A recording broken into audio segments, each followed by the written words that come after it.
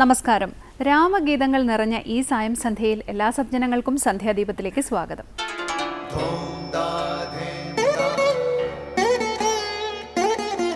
ശുഭം ഭവതു കല്യാണമായുസാരോഗ്യവർദ്ധനം സർവദുഃഖ വിനാശായ സന്ധ്യാദീപം നമോസ്തുതേ.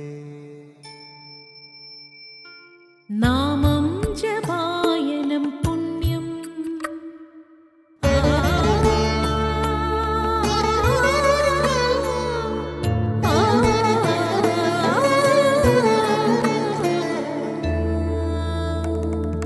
നാമം ജപായനം പുണ്യം നിരുപമദീപാങ്കുരം പോലെ സ്വരശ്രുതിലയവരമതുലം ദേവാങ്കണം മോക്ഷ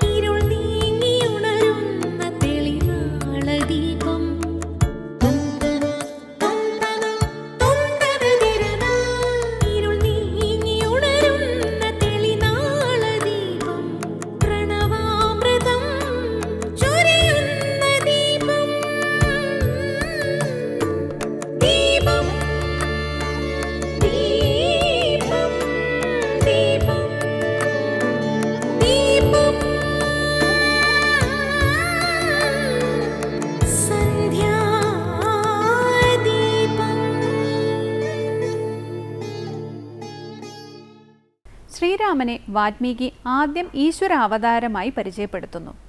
ദേവഗണങ്ങളുടെ പ്രാർത്ഥനയെ മാനിച്ച് ഭഗവാൻ വിഷ്ണു മാനുഷ്യരൂപം പൂണ്ടതായി വിശേഷിപ്പിക്കുന്നു. തുടർന്ന് അദ്ദേഹം മനുഷ്യനായ രാമനെ വർണ്ണിക്കുന്നു.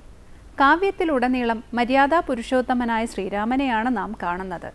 അങ്ങനെയുള്ള രാമന് സംഭവ ബഹുലമായ തൻ്റെ ജീവിത നാടകത്തിൽ അനേകം വേഷങ്ങൾ അണിയേണ്ടി വരുന്നു. ആ വേഷങ്ങൾ പരിപൂർണതയിൽ ആടി ഫലിപ്പിക്കാനായി വൈവിധ്യമാർന്ന ഭാവപ്പകർച്ച കൈക്കൊള്ളേണ്ടി വരുന്നു. ആ അനേകം ഭാവങ്ങളിൽ ഒന്നാണ് ശ്രീരാമനിലെ ഗുരുഭാവം. തന്നെ ഗുരുഭാവത്തിൽ ആശ്രയിക്കുന്നവരോട് തനി കർക്കശക്കാരനാണ് ശ്രീരാമൻ. തൻ്റെ ജീവൻ തന്നെയായ ലക്ഷ്മണനോട് തീരെ മര്യാദയില്ലാതെ എന്ന് തോന്നിക്കുന്ന തരത്തിൽ പെരുമാറുന്ന മര്യാദാ പുരുഷോത്തമനെ ചില സന്ദർഭങ്ങളിൽ നമുക്ക് കാണാം. അങ്ങനെയാണ് ശ്രീരാമൻ തൻ്റെ ഗുരുഭാവത്തോട് മര്യാദ പുലർത്തുന്നത്. തുടർന്ന് ശ്രീ കാവാലം ശ്രീകുമാറിൻ്റെ രാമായണ പാരായണം കേൾക്കാം.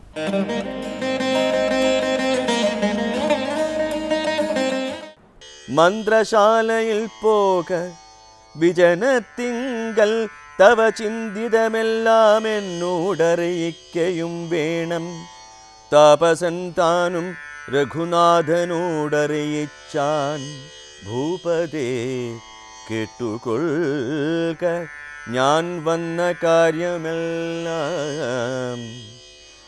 ധർമ്മതൽപരനായ ധർമ്മരാജൻ ഞാനിഹ ബ്രഹ്മാവിൻ നിയോഗത്താൽ വന്നിതെന്നറിഞ്ഞാലും ബ്രഹ്മാവിൻ അരുളപ്പാടെല്ലാമേ ചൊല്ലാമല്ലോ. ചിന്മയനായ ഭവാനാദികാലത്തുമുദാ സർവലോകങ്ങളെയും തങ്കലേ കൊണ്ടവ്യയനായ ഭവൻ നാഭിപങ്കജത്തിങ്കൽ എന്നെയും നിർമ്മിച്ചുടനനന്താകൃതി പൂണ്ടു പന്നകമായ തൽപ്പേയെ പള്ളിക്കൊള്ളുന്ന നേരം തന്നെ കർണമലം കൊണ്ടു നിർമ്മിച്ചിടിനാൻ ഉന്നതന്മാരാം മധുകൈടഭാസുരന്മാരെ. യുദ്ധം ചെയ്ത 5000 ദിവ്യവത്സരത്തിനാൽ ഉദ്ധതന്മാരെ വധിച്ചവർകൾ മേധസ്സിനാൽ മേദിനി തന്നെ നിർമ്മിച്ചോരനന്തരം ഭവാൻ ധാതാവാമെന്നെ കൊണ്ടു നിർമ്മിപ്പിച്ചിതു. പിന്നെ നാനാ ജന്തുക്കളെയും ഈരേഴു ലോകങ്ങളും മാനമൂടവറ്റെ താങ്ങുന്നതും നീതാനല്ലോ. അടുത്തതായി രാമായണ ദർശനം. താപസവേഷത്തിലെത്തിയ യമനെ ഏറ്റവും ഗുപ്തമായ കാര്യങ്ങൾ മാത്രം സംസാരിക്കുന്ന മന്ത്രശാലയിലേക്ക് ശ്രീരാമൻ കൂട്ടിക്കൊണ്ടുപോയി. അവിടെ വെച്ച് താപസവേഷധാരിയായ താൻ യമദേവനാണെന്നും ബ്രഹ്മാവിൻ്റെ ദൂതുമായാണ് എത്തിയതെന്നും അദ്ദേഹം പറയുന്നു. തുടർന്നുള്ള ഭാഗം സ്വാമി ചിദാനന്ദപുരി രാമായണ ദർശനത്തിൽ വിവരിക്കുന്നത് കേൾക്കാം.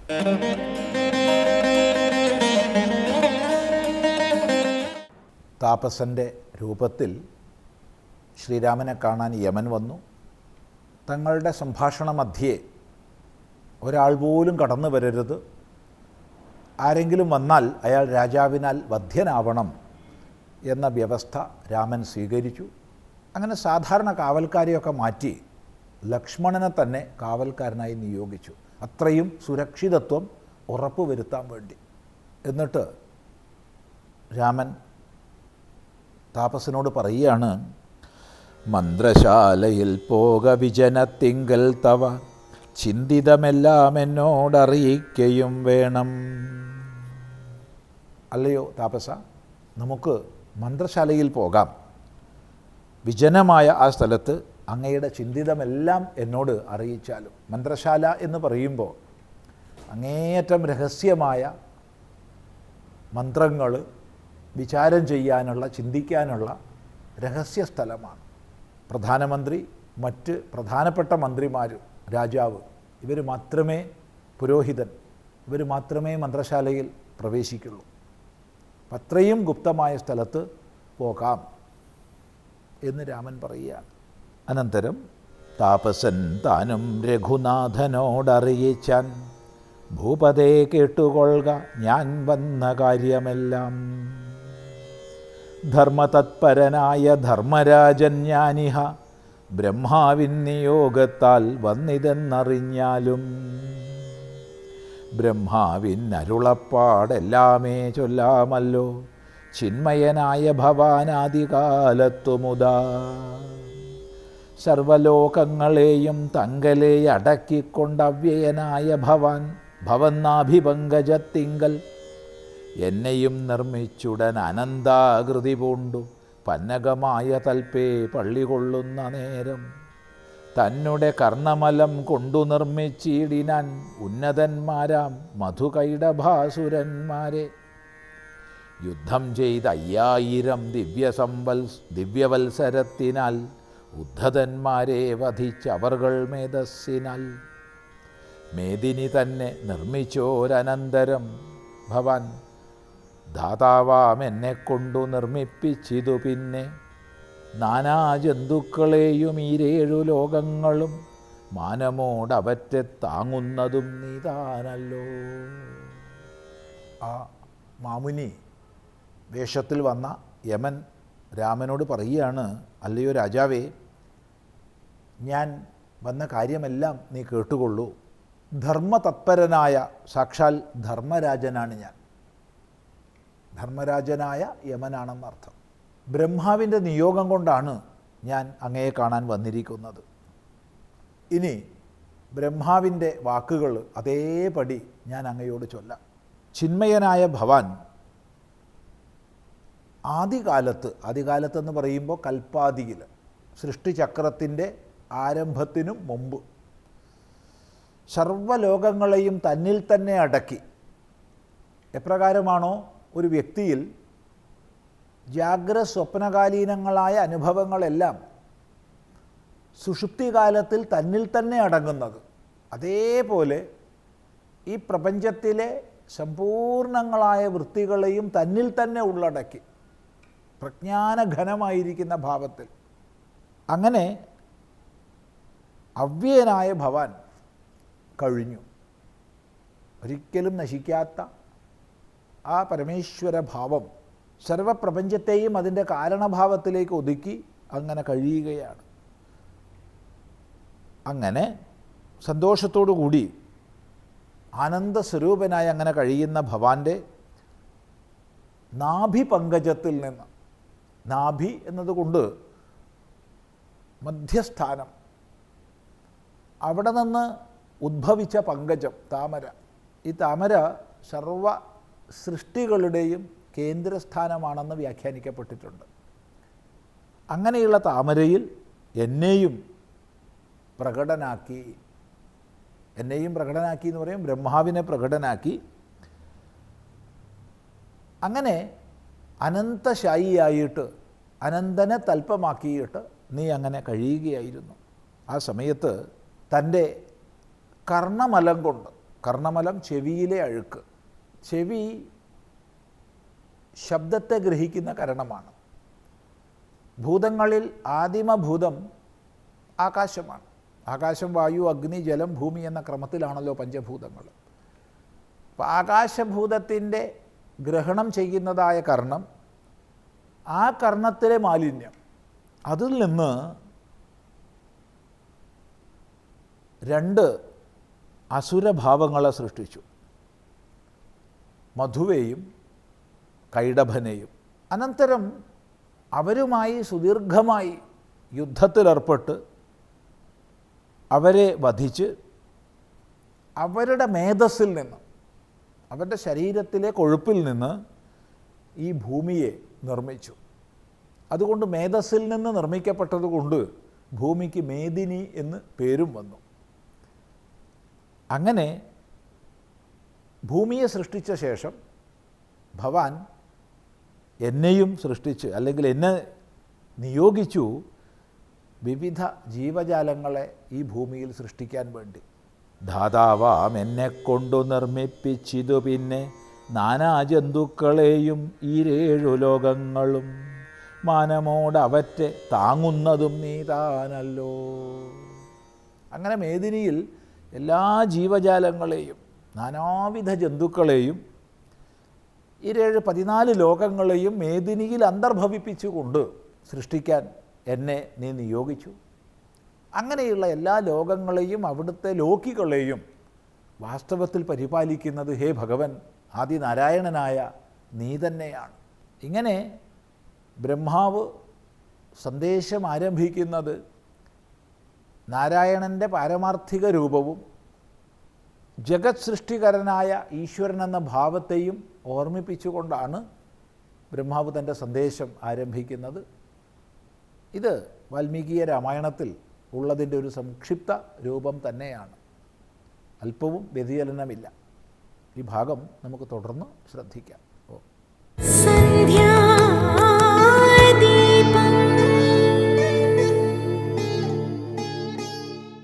അടുത്തതായി സനാതനധർമ്മമാണ്. ഭാഗവത സാരാംശത്തെ കഥകളിലൂടെ വ്യാഖ്യാനിക്കുന്നു സ്വാമി ബ്രഹ്മസ്വരൂപാനന്ദ ഇന്ന് സനാതനധർമ്മത്തിൽ.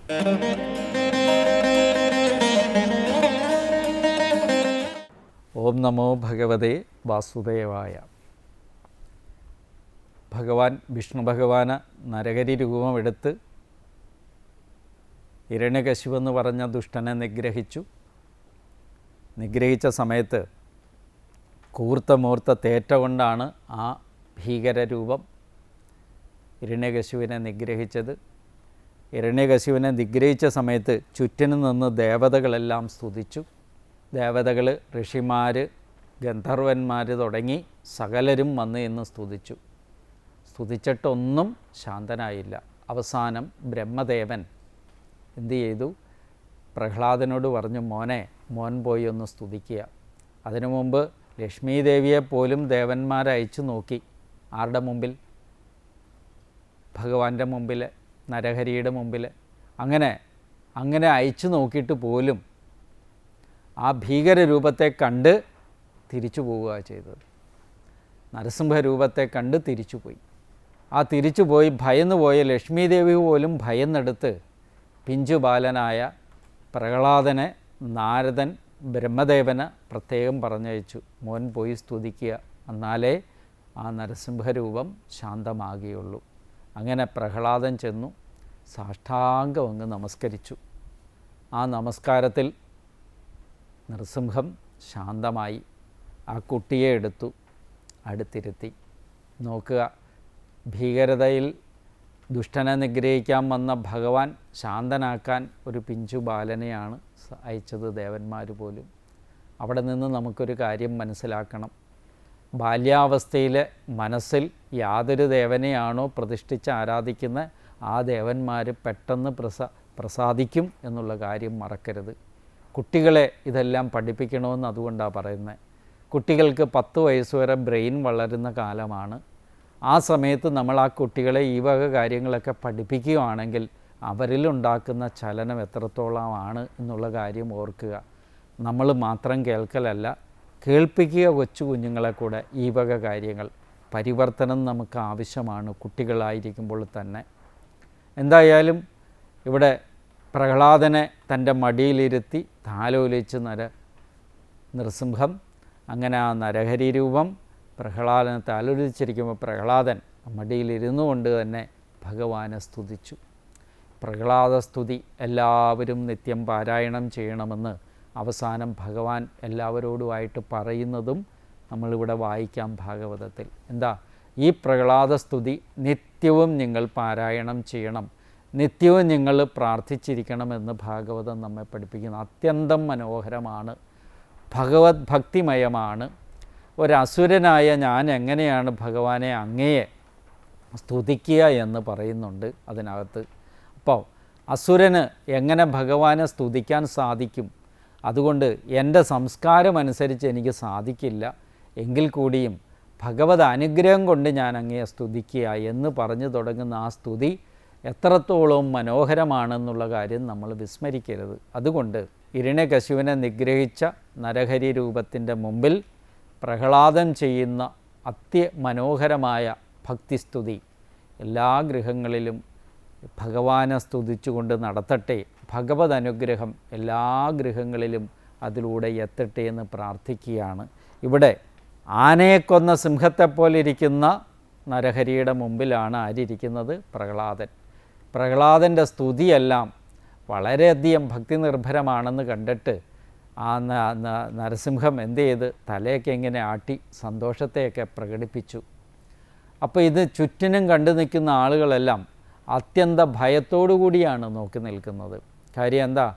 ഈ സ്തുതിക്കുന്ന ആളോ അല്ലെങ്കിൽ സ്തുതി കേൾക്കുന്ന ആളോ യാതൊരുവിധ പരസ്പര ലയഭാവത്തിലിരുന്നുകൊണ്ട് യാതൊരുവിധ അകൽച്ചയില്ലാതെ ഇരുന്നു കൊണ്ടാണ് സ്തുതിക്കുന്നതെങ്കിൽ ഇതെല്ലാം കണ്ടു നിൽക്കുന്നവർക്ക് കാണാനല്ലാണ്ട് യാതൊന്നും അടുത്ത് ചെല്ലാനോ അല്ലെങ്കിൽ ഇതിൽ നിന്ന് എന്തെങ്കിലും ഉൾക്കൊള്ളാനോ സാധിച്ചിട്ടില്ല. നോക്കുക, ആരുടെ ഹൃദയത്തിലാണോ ഭഗവത് ഭക്തി ദൃഢമായിരിക്കുന്നത് അവരെ സംബന്ധിച്ചിടത്തോളം അവർക്ക് എന്തായിരിക്കും? ഭഗവാനോട് അകൽച്ചയല്ല, അടുപ്പമാണ് ഉണ്ടാകുക. നാമം ചൊല്ലാനിരിക്കുമ്പോൾ നമുക്ക് മിക്കവാറും വന്നു ചേരുന്ന എന്തായിരിക്കും? പലരും പറയുന്നൊരു കാര്യമുണ്ട്, പല വിഷയങ്ങൾ നമ്മുടെ ഉള്ളിലേക്ക് വരുന്നു എന്ന്. അതിൻ്റെ അർത്ഥം എന്താണെന്നറിയോ? ഏതൊരു വിഷയങ്ങളാണോ നിങ്ങളുടെ മനസ്സിനെ ബാധിച്ചിരിക്കുന്നത് ആ വിഷയങ്ങളെ വിടാൻ നിങ്ങൾ തയ്യാറെടുക്കുന്നില്ല. നിങ്ങൾ എന്നിട്ട് എന്തു ചെയ്യും? ഭഗവാനെയും വേണം വിഷയങ്ങളെയും വേണം. രണ്ടും കൂടെ മനസ്സിനകത്ത് കരുതി വയ്ക്കുന്നത് കൊണ്ടുള്ള കുഴപ്പമാണ് നമുക്ക് വന്നു ചേരുന്നതെങ്കിൽ ആദ്യം ചെയ്യേണ്ടത് ഭഗവാനോട് മനസ്സ് കൂടുതൽ അടുക്കുകയും വിഷയങ്ങളിൽ നിന്ന് മനസ്സിനെ പിന്തിരിപ്പിക്കാനും നമ്മൾ ശ്രമിക്കണം. അതിനെന്ത് വേണം? വിഷയങ്ങളോടുള്ള ഒട്ടൽ, തലോടൽ ഇതൊന്നും ഉണ്ടാകരുത്. ഇന്നലെ പലരും നമ്മളോട് പലത് പറഞ്ഞിട്ടുണ്ടാകും, ഇന്നും പലരും പലതും നമ്മളോട് പറയുന്നുണ്ടാകും. അതെല്ലാം ആലോചിച്ചു കൊണ്ടിരിക്കരുത് ദയവ് ചെയ്ത് പ്രാർത്ഥിക്കുമ്പം നിങ്ങൾ ചെയ്യേണ്ടത് ഏകാഗ്ര മനസ്കരാകുക, ഭഗവാനെക്കുറിച്ച് മാത്രം ചിന്തിക്കുക, ഭഗവത് അനുഗ്രഹം കൊണ്ടേ എന്തും സാധ്യമാകുകയുള്ളൂ എന്ന് വിചാരിക്കാൻ നിങ്ങൾക്ക് സാധിക്കണം. മനസ്സതിന് ഒരുപാട് പണിപ്പെടണം, ഒരുപാട് ദൃഢചിത്തനാകണം. ഭഗവാനിൽ ഭക്തിപ്രേമം കൊണ്ട് തന്നെ അടുക്കണം, വേറെ വിചാരങ്ങൾ കൊണ്ട് അടുക്കരുത്.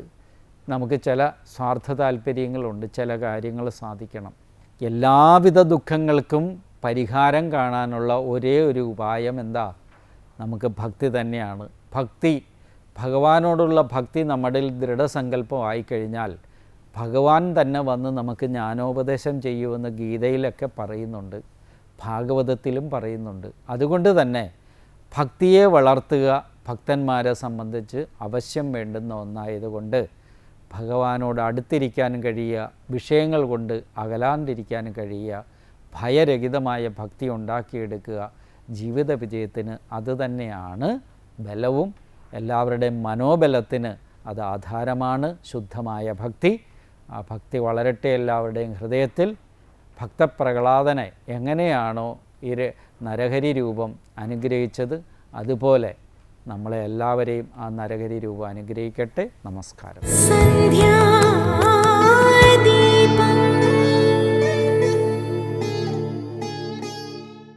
അടുത്തതായി ദീപാരാധനയാണ്. ക്ഷേത്ര സന്നിധിയിലെത്തി മംഗളാരതി തൊഴുത് ഇന്നത്തേക്ക് മടങ്ങാം.